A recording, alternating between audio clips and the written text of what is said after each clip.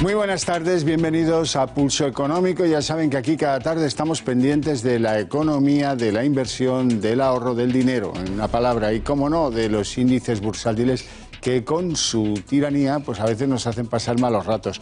Hoy no es el caso, hoy tenemos un cierre bastante tranquilito y a la vez tranquilizador. Vamos a verlo enseguida, hemos recuperado los 9.300 puntos. Bueno, pues bendito sea Dios. Ganancias, cerramos en verde, ganamos 0,52%. El índice español está en 9.329,70. Y parece que en una sesión tranquila en la que ha destacado, luego lo comentamos, Repsol. Las tres que más suben en el día de hoy, aquí lo tienen. Repsol gana 6,01%, 14,29%, luego van a saber por qué, por lo que ha contado ante sus accionistas. El segundo lugar sube también mucho CIA Automotive, es el segundo o el tercer día con subidas después de una semana espectacular, la de esta compañía. Gana 3,45% y cierra en 24%, más móvil. Recién llegada al IBEX, que gana 2,67% y cierra en 21,15%. Las tres compañías que más pierden en la sesión del día de hoy.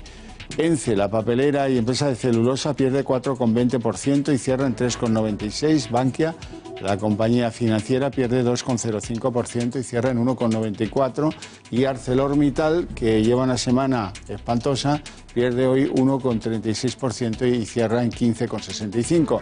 Respecto a los fundamentales de la economía española, la aportación al PIB, no hay novedades, el primer trimestre 0,7%, el IPC o la inflación, como prefieran, cerrado a junio el año 2019, significa que han crecido los precios un 0,4%. El paro, mañana tendremos la EPA, mañana cambiarán estos datos, pero con datos de hasta junio, los afectados por el desempleo en nuestro país son 3.015.686 y el Euribor, este es el dato que más me gusta dar porque el promedio de los últimos 12 meses es fantástico, menos 0,258. Y hasta aquí los datos. Vamos con los temas que van a constituir el eje central de nuestra tertulia La Barandilla. El IBEX resiste gracias al tirón de Repsol, hemos recuperado los 9.300 puntos. Vamos a ver si sabemos mantenerlo, llegamos a un fin de mes tranquilo y en positivo. En Estados Unidos, la administración de Donald Trump acaba de anunciar que va a investigar si Facebook, Amazon y Google vulneran o no la competencia. Ya saben, a veces en Europa consideran que sí y ahora lo investigan la administración de Washington. En el Reino Unido ya es un hecho, Boris Johnson es el primer ministro y la libra sigue cayendo. Hoy la libra cambia a 1,12 euros por libra. Esto parece que toma camino de ir a paridades una libra, un dólar. Así es que se vayan preparando los británicos, sobre todo aquellos que vivan fuera de su país, por ejemplo en España. En Alemania, mira que Alemania da pocas tardes de interés informativo, pues hoy lo que más. Ha habido un ataque informático en simultáneo a varias grandes empresas multinacionales, las grandes, Bosch, Siemens, Henkel, Roche o Covestro, han sido afectados por un malware, un virus que se llama Winty. Al mismo tiempo, y esto todavía es peor, se han mostrado datos de la actividad de la industria alemana que demuestran que se está hundiendo a mínimos de los últimos 7 años y que la economía alemana está otra vez al borde de la recesión. Como entre esta vez, sí que va a ser un problema para Europa. Hablamos de España y de renta fija porque los bonos españoles son muy jugosos, muy suculentos. Si alguien compró bonos en el 2012, habría ganado por precios un 150% a fecha de ahora. Luego lo comentamos con nuestros analistas. Y en plano de fundamentales, mañana, como decía, sale la EPA. El paro parece que en el segundo semestre va a caer un 14% a un 14% de la población activa y parece también que los 300.000 van a ser los nuevos empleos que es capaz de generar esta economía en el año 19. Ha habido datos hoy que hablan de los salarios y que dicen que los sueldos subieron en 2018 un 0,9%, apenas un 1%. En materia de empresas, Repsol pues anuncia dividendo extra de 1.000 millones gracias a la subida del precio petrolero y unas ganancias de 1.133 millones de euros, algo menores que las que tuvo en el primer semestre del año anterior. Iberdrola, la compañía eléctrica, pulveriza la previsión de beneficios en plena fiebre inversora. Y en el terreno bancario, pues enorme noticia de calados pues imprevisibles, porque la Fiscalía Anticorrupción va a pedir la imputación del BBVA como persona jurídica en el caso Villarejo por delitos como cohecho, revelación de secretos y corrupción. El actual presidente Torres pide a la plantilla que no prejuzgue sobre hechos que no están constatados en el llamado caso Villarejo. En el terreno bancario, Sabadell acaba de vender a Deutsche Bank, que está en crisis, y a Carval una cartera inmobiliaria de 2.124 millones. Y el Deutsche Bank, precisamente, les quería yo contar que el banco alemán, el banco más importante de Alemania, pues ha perdido por su crisis en ese país 3.190 millones entre abril y junio. Por cierto, buenas noticias para el consorcio de los Villarmir, OHL, porque OHL y Mota Engil, que es una compañía panameña, se han adjudicado la extensión de la línea 1 del metro, y eso siempre es una buena noticia para España. Última noticia relacionada con el mundo del automóvil. El grupo PSA aumenta un 10% el beneficio, a pesar, y esto es muy loable, muy meritorio, de que las ventas hayan caído un 13%, o sea que a pesar de la caída en ventas, ellos mejoran un 10% los beneficios. Pues felicidades desde aquí. Y vamos a presentarles ya a nuestros invitados en este pulso económico de esta tarde. Darío García, analista de XTV, buenas tardes, ¿cómo va todo? Muy bien. ¿Todo bien? Don Álvaro Blasco, ¿cuánto tiempo hace que no coincidíamos aquí en la tele? Socio director de ATL, Capital Gestión de Patrimonios. Muy buenas tardes, bienvenido. ¿Qué tal ha visto la sesión de hoy? Bueno, yo la sesión de hoy la he visto en positivo, porque siempre que ves cifras verdes, pues se te alegra algo en el cuerpo, ¿no? Se te alegra el cuerpo. Lo que estamos es en esa lucha con el 9.400, que cada vez que o lo tocamos o estamos a punto de tocarlo, pues volvemos para atrás, ¿no? Con lo cual hay un movimiento ahí lateral que se viene prolongando, y todos esperamos que bueno, pues que en una de estas, y puede ser perfectamente ahora, aunque bajen volúmenes por verano, etcétera, que podamos romper ese 9.400 y ir al 9.500. Una cosa, Darío, sí que me alegra, es que parece que hay una... Bueno, que la bolsa ignora lo que pasa en la política y que lo de que haya o no haya gobierno no es tan importante para la bolsa. Y yo me alegro, no sé cómo tú lo ves. Es así porque en principio el programa de gobierno, en este caso del Partido Socialista, no ha cambiado, sobre todo el programa económico. Por lo tanto, a nivel bursátil, los índices no deben sentirse afectos a cómo está ahora mismo la política. Claro, pero lo lógico sería... Vamos a ver, ayer nos fuimos a dormir pensando que el jueves esto iba seguro a la investidura de un gobierno de coalición presidido por Pedro Sánchez con la aportación de Pablo Iglesias. Hoy parece que menos, hoy la bolsa tendría que reaccionar porque ayer esto se daba por hecho y ese gobierno pues a los grandes del IBEX les sienta fatal.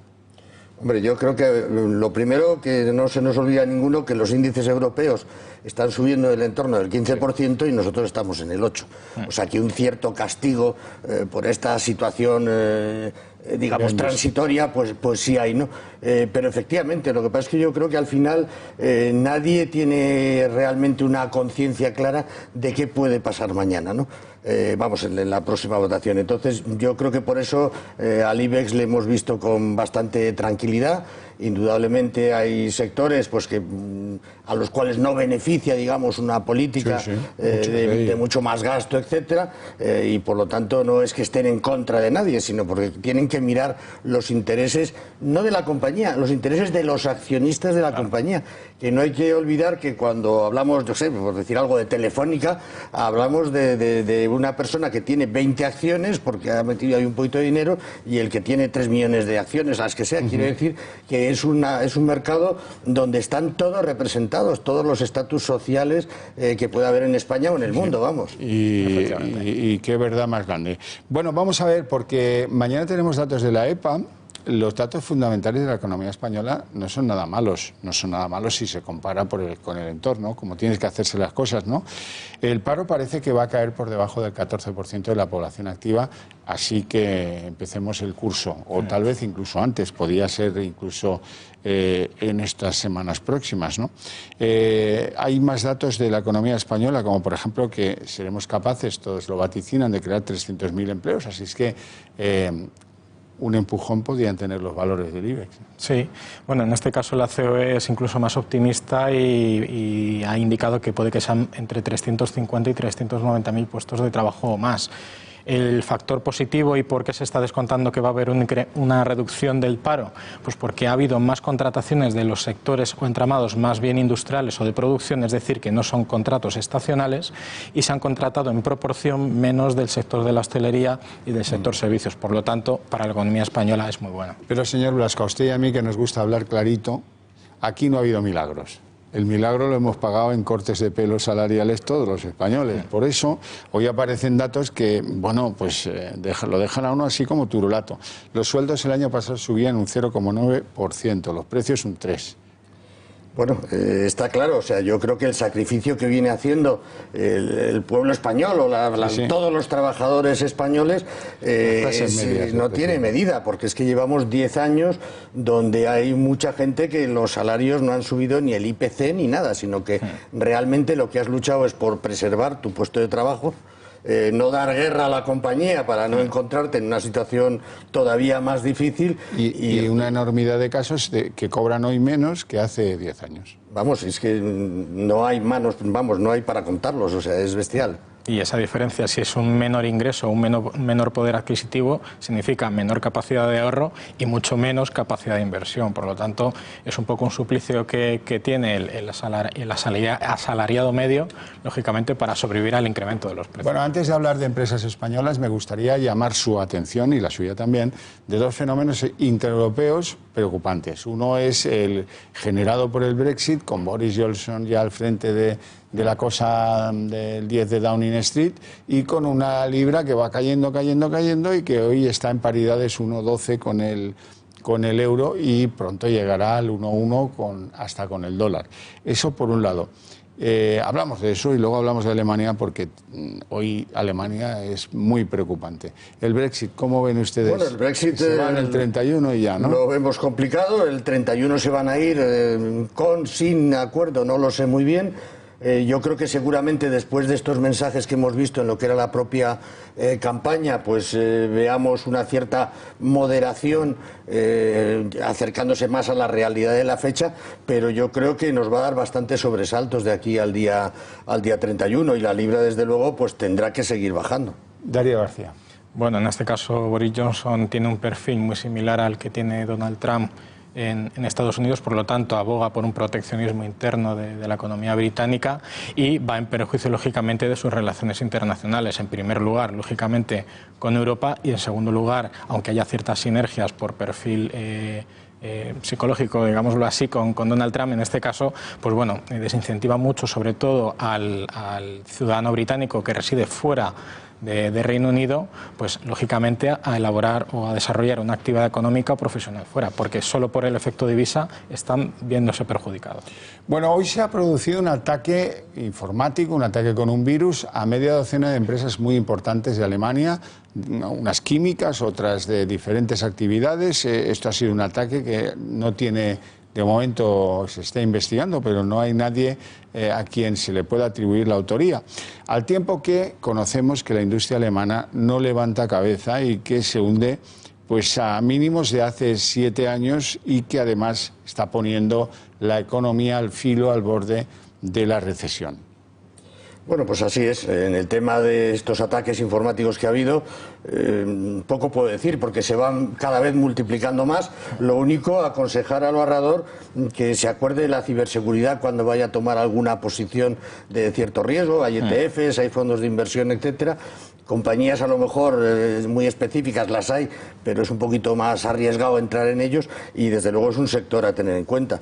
Y luego lo que es la situación de la economía alemana, pues es muy preocupante, es el motor de Europa, donde lo que son manufacturas, pues ese PMI que nos da los datos de actividad por adelantado del próximo trimestre, un 43,1, pues es realmente una cifra que en cualquier otro momento nos hubiera dado, vamos, una preocupación con unas caídas tremendas en el mercado. Lo que pasa es que, bueno, pues el de servicios compensa a la hora de mirar el conglomerado, ¿no? Efectivamente. De hecho, la previsión que había o el estimado era que el dato del PMI manufacturero alemán fuera 45 y estaban un poco temblando los inversores para saber si el dato finalmente publicado iba a estar igual o ligeramente por encima, simplemente para ver un poco las bravas del vecino cortar, y nos hemos dado cuenta de que ha sido incluso por debajo. Eso es un indicador malísimo porque incluso descuenta en el propio PMI del grupo de la eurozona también por debajo del dato previsto, por lo tanto muy mal. Bueno, vamos a hablar de renta fija, no lo hacemos a menudo, pero es que hay una noticia que hay que puntualizar porque es cierta, pero hay que matizarla. Resulta que si alguien compró bonos españoles en el 2012 y los tiene ahora, han mejorado sus precios en un 150% y eso requiere alguna puntualización. Bueno, en este caso, un bono del Estado cuando lo emite directamente en el mercado primario sale en base 100, por lo tanto hay que tomar la referencia del 100% como que cuando a mí me devuelvan el capital a vencimiento va a ser el 100% de lo emitido sin ningún tipo de rentabilidad. El dato positivo de esta rentabilidad acumulada es el 50%, fruto del 7,62% de tipo de interés medio desde el año 2012 multiplicado por los 7 años que han pasado. Por lo tanto, que no es poca cosa. No es ni muchísimo menos poca cosa porque el haber tenido renta fija solamente en 7 años se te haya revalorizado un 50%. ¿Quién nos hubiera gustado entrar entonces? A ver cómo lo consigue un fondo. Efectivamente. Echamos de menos, efectivamente, tener esos bonos en cartera. No, yo estoy totalmente de acuerdo. Yo creo que es excepcional la rentabilidad que ha habido. Mirábamos hoy en la oficina un 50 años que salió en 2016, que estaba a 111, es decir, que ganaba un 11% a 1 o 2 de enero de este año y está ahora en un 158. Se ha ganado un 47% en 6 meses, ¿no? Ahora, claro, el peligro que tiene ahora mismo la renta fija no hay que olvidarlo. Como las acciones de Telefónica, pero al revés. Al revés, efectivamente. De hecho, yo me preocupé en buscar el resto de renta fija periférica y para las mismas fechas Portugal el tipo de interés era más de un 11%. Por lo tanto, estaríamos hablando casi de un 80% en la deuda portuguesa. Bueno, hablamos de Repsol. Hemos dicho que había sido el puntal de la sesión de bolsa de hoy. ¿Por qué? Bueno, pues porque han anunciado un dividendo extra de 1.000 millones gracias a las subidas de los precios de los combustibles y a eso que les ha permitido un ejercicio espectacular. Llevan en el primer semestre 1.133 millones de beneficios, lo cual es algo menor que el primer semestre del año pasado, que fueron 1.500 y algo. Pero bueno, los resultados son brillantísimos. Yo creo que sí, sobre todo que nos ha dado mucha tranquilidad, pues pensar en que se reafirmaba en los objetivos de 2020, en el cual además las proyecciones están hechas con un barril a $50, con lo cual hay cierto margen. Y luego, bueno, pues esa recompra de acciones que no suele gustar demasiado o no lo suele entender demasiado el inversor español, es una barbaridad. O sea, una recompra de acciones del 5% deja unos márgenes al inversor enormes, ¿no? Claro que sí. De hecho, el dato positivo de esa recompra de acciones es que el 5% de acciones que ha recomprado es de su propia cartera, por lo tanto no son acciones que están en circulación. No ha habido un efecto dilutivo en la exposición a la compañía, por lo tanto los accionistas van a ver un precio superior sin haberse visto diluido, y ese exceso de liquidez que han obtenido gracias a la previsión por debajo de la subida del precio del petróleo le suma 60 céntimos más al próximo dividendo, llegando hasta los 95 céntimos, más de un 6,5% de rentabilidad. Pues todos encantados. Vamos a hablar de Iberdrola porque Iberdrola ha pulverizado las previsiones de beneficios que tenía en plena fiebre inversora. No, la verdad es que Iberdrola está haciendo un ejercicio increíble con esa revalorización de, vamos, más del 26%.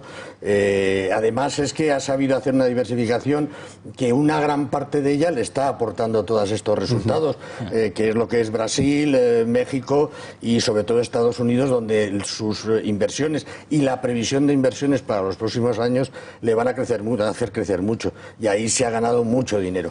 Por contra, pues en Europa las cifras han seguido leído con bastante tristeza, pero vamos, la proyección de la compañía por esa diversificación internacional a mí me parece espectacular, vamos.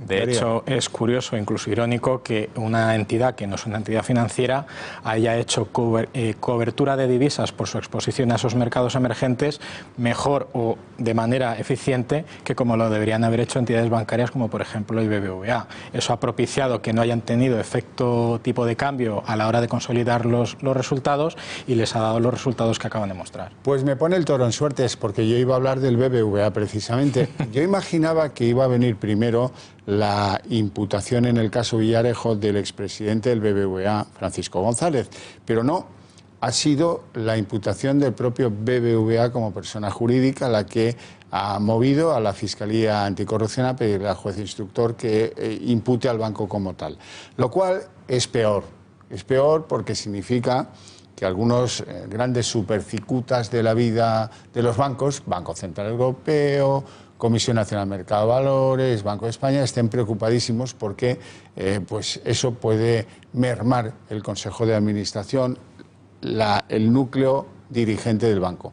Hoy ha habido un anuncio de Torres que decía a la plantilla, oiga, no sean ustedes, no prejuzguen al banco por lo que están leyendo cada día, pero me da la sensación que los empleados están disgustados, que los accionistas están disgustados y que los fondos americanos que invierten en el BBVA también están disgustados. ¿Qué va a acabar pasando? Bueno, yo creo que estamos en una situación, por supuesto, inédita y muy compleja. O sea, yo creo que BBVA se enfrenta a una situación muy complicada porque puede ser el ejemplo que están buscando organismos no solamente nacionales, sino sobre todo internacionales, para intentar que esa sostenibilidad y esa legalidad que tiene que haber en cualquier consejo de administración no se puede de ninguna manera ver afectada por ningún motivo. Entonces yo creo que estamos en un momento muy complejo para el banco, para directivos del banco, para consejeros del banco, etcétera. Darío, hay quien piensa que Jaime Caruana, el que fue gobernador del Banco de España, está llamado a ser algo importante en el BBVA y hay quien piensa que no porque fue llevado al consejo del BBVA precisamente por Francisco González. No sé, vuestro mundo financiero, ¿qué opina al respecto? Bueno, si es así, podría darse un poco, o podría intuirse o deducirse que es un poco el efecto de puerta giratoria. Pasas de estar en un organismo regulador poniendo la lupa en todas aquellas entidades a las que tienes que prestar atención, a formar parte del consejo de aquellas mismas que a lo mejor hace un tiempo pues incluso estabas tirándole de las orejas. Entonces, es una situación complicada, pero veremos si en este caso pues se ve afecto a la circunstancia actual del BBVA. Agosto es un mes perfecto para operar ese tipo de cambios, ya no lo tenemos conocido porque es cuando estamos todos de vacaciones, desarticulados. Bueno, hay que hablar de otro banco importante, el Banco Sabadell, que ha vendido a Deutsche Bank, mira qué sorpresa, y a Carval un paquetón de inmobiliario, de productos que en su día fueron tóxicos probablemente, no lo sé, pero algunos seguro que sí, por valor de 2.124 millones de euros, que hay que ver la cantidad de bichos que tenía el Banco Sabadell en casa, porque después de lo de Solvia, después de no sé qué, todavía tenía un paquetón ahí de 2.124 millones de euros, ¿eh? La verdad es que sí, la verdad es que estamos hablando de Sabadell, pero lo podemos generalizar, por supuesto, a todas las entidades. Bueno, yo creo que la operación es muy positiva. Al final hay mucha presión para que todos los activos tóxicos vayan desapareciendo de los balances de las entidades financieras. Sabadell en los últimos tiempos yo creo que ha sido de los que más se les ha presionado y dado más vueltas de tuercas, y seguro que con esta operación y las dotaciones que tiene, pues una parte puede llegar a la cuenta de resultados y por lo tanto fortalecer el ratio de solvencia de la entidad. O sea que la operación yo creo que independientemente del precio es muy positivo y tiene todo el sentido. Bueno, habrá que ver también si esa venta se ha hecho con descuento o con prima a Deutsche Bank, sobre todo porque Deutsche Bank en este caso es la entidad. Sí, eso me ha sorprendido mucho porque están en dificultades más que gordas. Hay que tener en cuenta que Deutsche Bank es la entidad bancaria europea que más emisiones de derivados ha emitido antes y después de la crisis, precisamente o probablemente mucha de la circunstancia que tiene actualmente sea las exposiciones que habrá tenido durante todos estos años y necesite un poco de balance hipotecario para hacer titulizaciones quizá de mejor calidad para poder venderlas al institucional. Fíjense que el comprador Deutsche Bank, junto a Carval, hoy anunciaba que había tenido merma de 3.200 millones de euros de abril a junio, en su crisis particular que vive en Alemania. Tremendo, tremendo. Bueno, hay que acabar siempre en positivo. Como decía Cruyff, siempre positivo. No era Cruyff, no me acuerdo quién. Un entrenador del Barça, eso sí me acuerdo. El grupo PSA ha conseguido... Van Gaal, muy bien, anda usted muy fino de esto. Sí, no dejó mucho recuerdo de sus éxitos deportivos, por eso se me había olvidado. Bueno, el grupo PSA, el grupo Peugeot Citroën, a pesar de que sus ventas, como en general las del automóvil, han caído un 13%, ha mejorado sus beneficios un 10%. Eso está muy bien. Bueno, está fantástico, porque además lo que ha conseguido es subir los márgenes. Esperaba un margen del entorno del 8,1 para este trimestre y estamos en el 8,7, o sea que eso es súper positivo. Y luego no hay que olvidar que, a pesar de todo lo que pueda haber por delante y las dificultades que tenga el sector de la automoción, el PER está en 5 veces.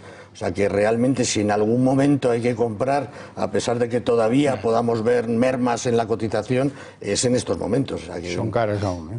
Bueno, no sé, depende mucho. O sea, es que yo ahora mismo tengo dudas incluso si la electricidad va a ser realmente lo que va a propulsar la automoción en el futuro. Y mira que estamos avanzados, pero todavía no me fío.